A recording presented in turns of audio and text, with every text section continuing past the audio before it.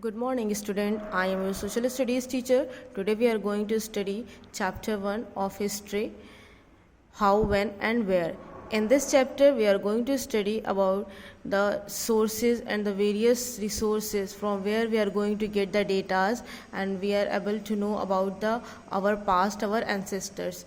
Like if somebody asks you from where you came, from where your forefather and from where your grand forefathers came, then you are able to answer them that my father born in the village of Varanasi somewhere, and his father means my grandfather born in that village, or they are belonging to such and such villages and such cities and towns.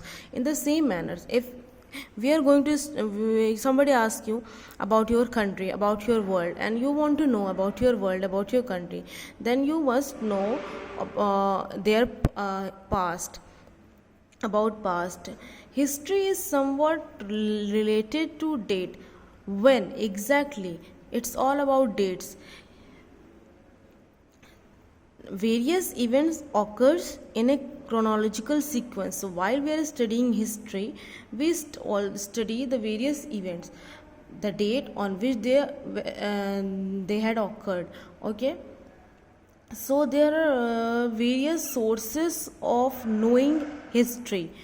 There are two main sources of knowing history called administrative source and non-administrative source. The source of modern history. Number 1, administrative source.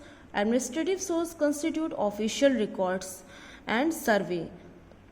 Non-administrative source constitutes biographies and autobiographies.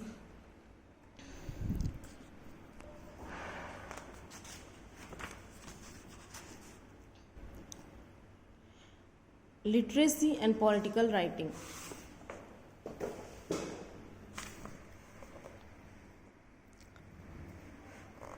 Some newspaper, periodicals and magazines. Architectural source, photography, paintings. Okay, radio broadcast. These all are the sources of knowing our history. Right now, if something is occurring daily, the things which are occurring daily is printed on next day newspaper. So after few years, means today is 2020, if something occurring like coronavirus event is occurring nowadays, so in 2030 it will become history, and at that time they will study like in 2020 the coronavirus pandemic was outbroken, and it will take a life of thousands of crore and lakhs of people, like that. So whatever is means whatever is happening today, it will become our past, or it will become our history tomorrow. In the same manner, whatever had already happened and we are studying today, so it constitute history. Okay, so from where we came to know all the things, from various literacy and political writings, newspapers, periodical magazines. There are also various films which biographical films which shows some event. Okay, architectural sources are also there. Architectural sources means if there are some architecture structure, and through that structure we know that something is happened there, like about some monuments we know. There are some paintings and there are photography which also give us knowledge about our past. Now let's have an overview of the 18th century. The modern period in India saw the decline of the Mughal Empire and the rise of the number of the small and the big independent states. None of these states was able to politically unify the country, unlike the Mughals, who successfully consolidated a large part of the subcontinent for about 150 years. After Mughals, there are so many small rulers came and they ruled, but they didn't succeed. In the late Mughal period, British came in India and established East India Company, and after that they rule over India.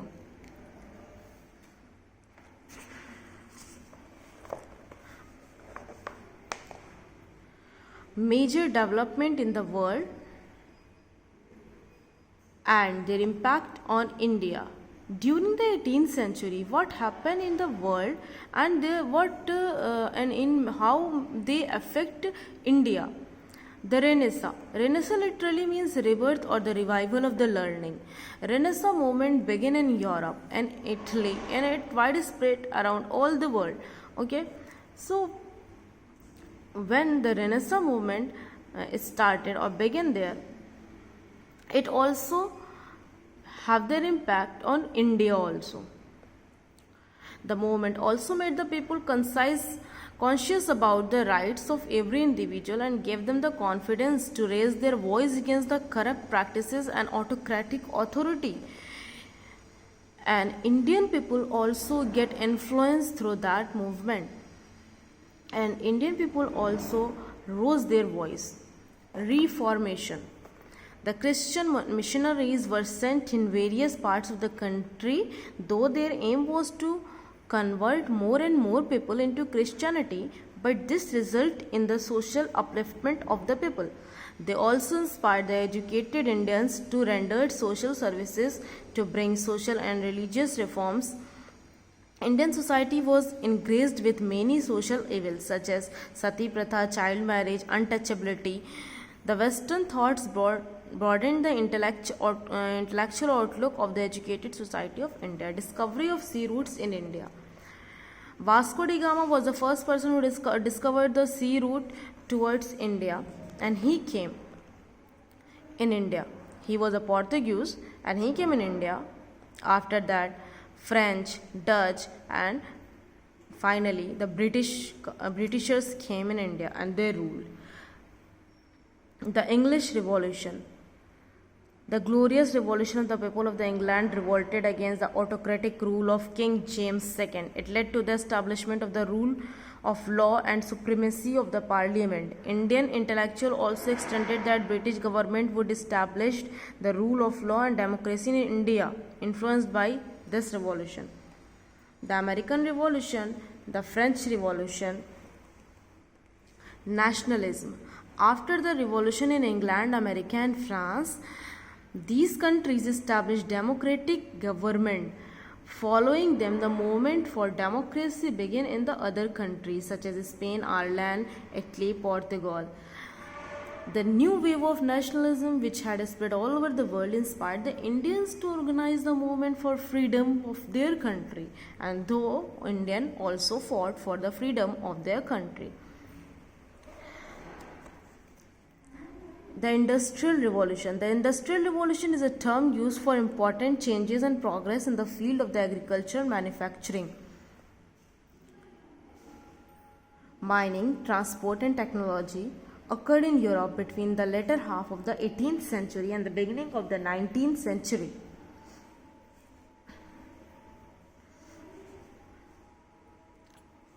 Industrial Revolution had a far-reaching effect on the modern India. With the beginning of the Industrial Revolution, the England and the Indian handicrafts and industries were totally ruined. The people were forced to buy the machine-made product. The raw material exported from India, the government manufactured. Consequently, India became the exclusive agriculture colony of Britain. There are some important dates you should remember.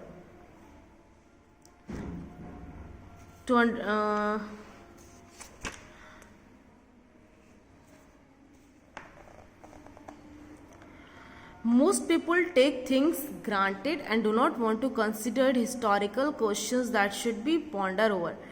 We do not take the trouble to know whether what we see today was always there or not. At times, however, we are eager to know the history of certain events.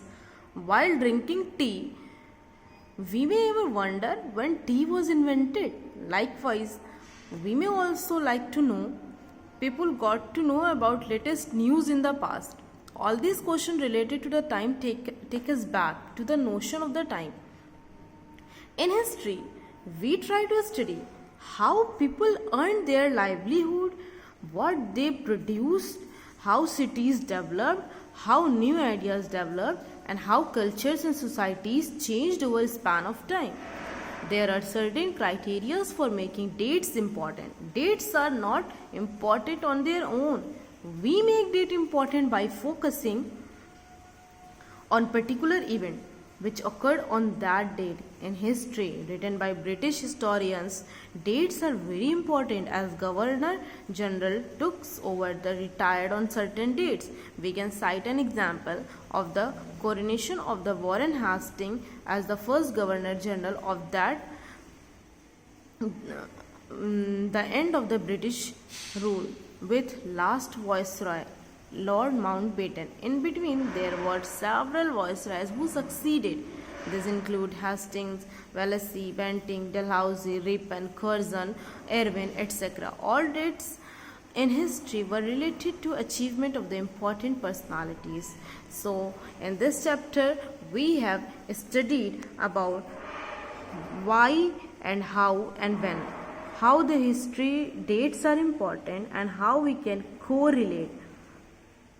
Basically, the history of the India is divided into three parts: ancient, medieval, and the modern period.